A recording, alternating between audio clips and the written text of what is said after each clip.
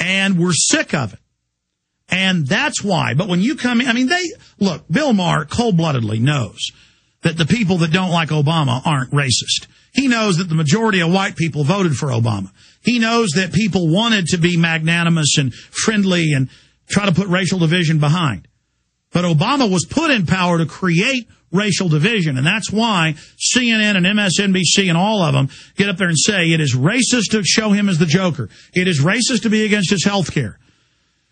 They even, on Bill Maher I wish I would have been taping this, but it was this week's September 11th live show he did Friday, but I saw it this morning. They showed fake Drudge Report headlines and said they were real, because I know the Bill Maher show enough to know that he does that segment with fake headlines. And the last time I watched it 3 weeks ago, he did a fake Ronald Reagan tape and said it was Ronald Reagan, but just joked enough to where you know it's not real if you're smart. But the average person, he doesn't tell you it's fake. He plays a fake Ronald Reagan tape 3 weeks ago when I watched. Today I watched, and he showed fake Drudge Report headlines making fun of black people. And I check Drudge every day. You are a race-baiting, race pimp, racial dividing, divide and conquer piece of trash, Bill Maher. And every show I notice he bashes families and people's kids and people having their kids at public events and keep your kids at home and don't have babies. He's another eugenicist. He's another elitist piece of trash. And see, folks, when George Bush is in power, tripling the size of government, butchering the Bill of Rights, launching wars, lying about WMDs, we expose him. And when his daddy had a eugenicist who co-wrote this book, Paul Ehrlich, with John P. Holder into the White House science czar, we criticized him. We criticized both parties because they're both on the same payroll. It is that simple. Figure it out. The minute you figure, and I know most of you already know this, but for new listeners, the minute you get outside the left-right paradigm, the minute you figure out both parties are control and they fight over petty issues and the party out of power will criticize what's bad that's happening, but as soon as they get in power, they change their tune. Just like Obama said he was going to end the war immediately. Then he said 18 months, then 2 years, then now never. He said he wouldn't hire any lobbyists. He's hired more lobbyists than Bush ever did. He said he would get rid of the Patriot Act and warrantless wiretapping against the American people. He expanded it. And the list goes on and on. Indefinite detention, secret arrest, secret visits to the White House. All of this, Obama has expanded what Bush did because Obama is a puppet.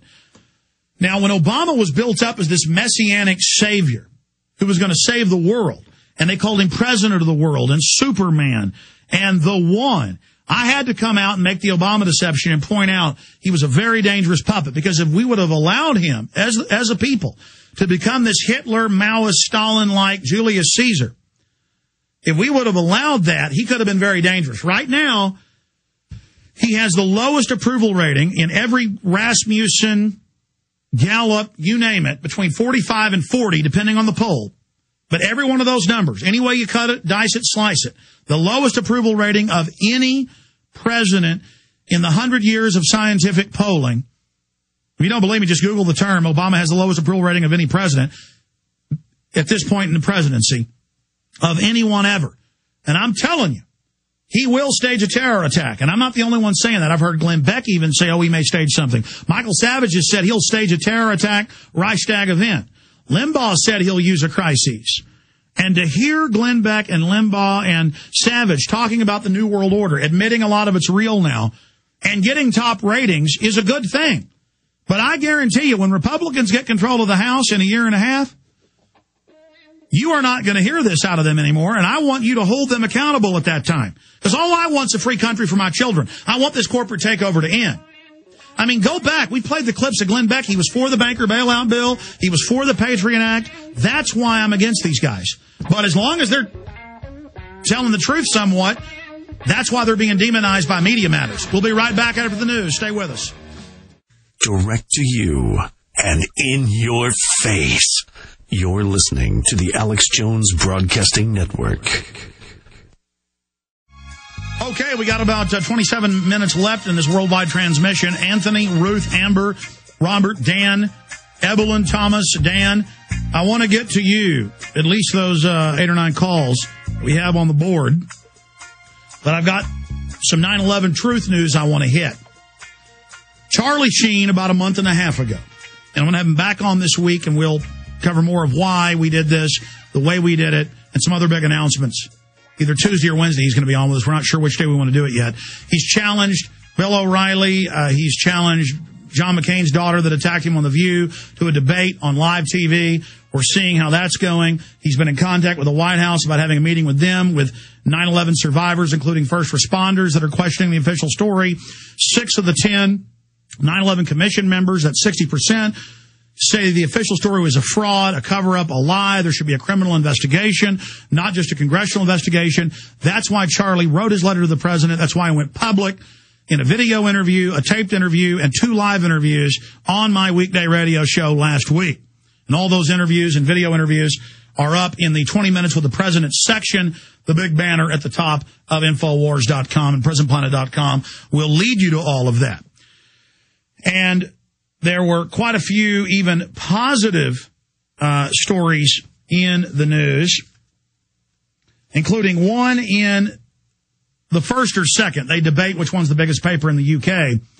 The UK paper, The Telegraph, actually published his 20 bullet points and said, what do you think of what Charlie Sheen has to say? And they've written 6 articles I know of. 2 of them were fair and balanced. The other 4 were hit pieces. This was the most balanced. Charlie Sheen urges Barack Obama to reopen 9/11 investigation in video message. And then it goes through his points. The 9/11 Commission, 6 of the 10, said there was a cover-up. Should be a criminal investigation. They linked to the Washington Post that Charlie linked to. That's exactly what Charlie intended. And then Charlie Sheen's video message you see there on the screen, that one's over 420,000 views right now.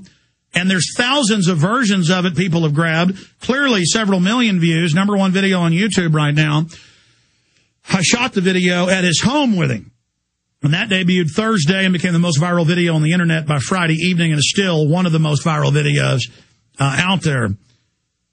So I challenge people to go over all of these articles and the different pieces that have been covered. He also linked to 20 Minutes with the President, but I commend the author of this particular story in London's paper that is also published in every major city of the UK. This is the big paper in the UK. It's, again, they argue the first or second between it and the Guardian. London Telegraph with a fair story. You just can't beat that. But I wanted to show you the power of 9/11 Truth. This is MSNBC.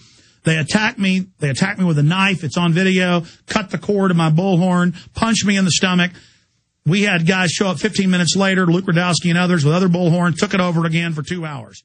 And then Keith Olbermann came up, said, please stop. He sent his producer out. Olbermann had just exposed that Cheney wanted to blow up U.S. ships and blame it on Iran. So I said, I'm tired. We've been here 2 hours. I've been beat up several times.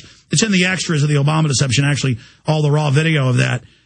And so we left. But the point is, that's the power of going out to these live events. We're not playing Mr. Nice Guy anymore with the New World Order and these corporate whores. It's over. Now, here's a hit piece from Fox News. Here's a hit piece, and they play some clips from my Charlie Sheen video I put out. And Geraldo goes over every trick in the book. It's about peer pressure. Charlie won't believe his eyes. Charlie's hurting the families. Charlie is crazy. Charlie, decades ago used drugs. When O'Reilly, with the women has his own issues. But the point is, both of them do.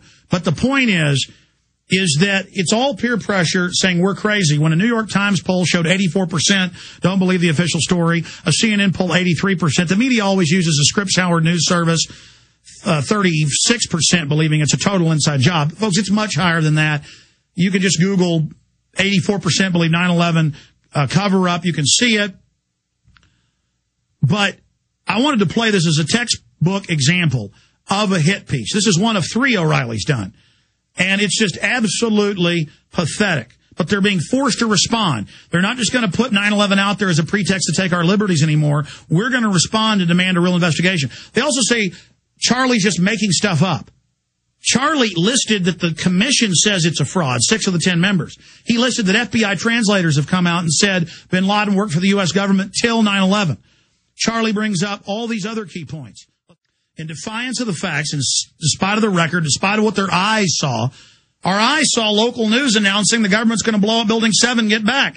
CBS, NPR New York, BBC, CNN. They admit they blew up Building 7. And we say, well, you say you blew it up on the news. We have the police saying, get back, they're blowing it up. And then you say you didn't blow it up. In defiance of our own eyes. And then he says, well, Rosie's career is over because of 9/11 Truth. I talked to Rosie O'Donnell. Rosie O'Donnell on her website's Plug My Film Terror Storm. Rosie was offered multi-million-dollar contract and left The View because she wouldn't be allowed to have free speech. She left The View because she's already made so much money and off the cruise ship deals, everything else she does. I talked to Rosie O'Donnell and Christina Ebersoller and others. He lies again and says, oh, look, it hurts your career.